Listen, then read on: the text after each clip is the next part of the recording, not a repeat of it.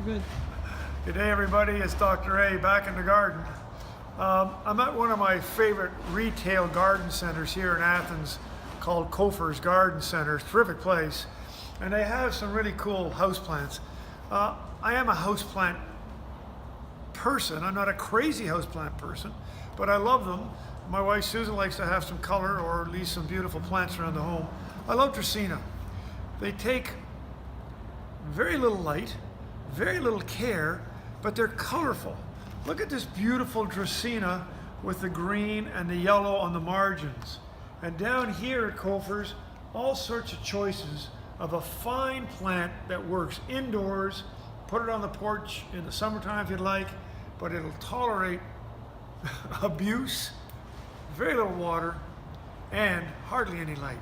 These are great plants to brighten up the home. Let's do a few houseplants.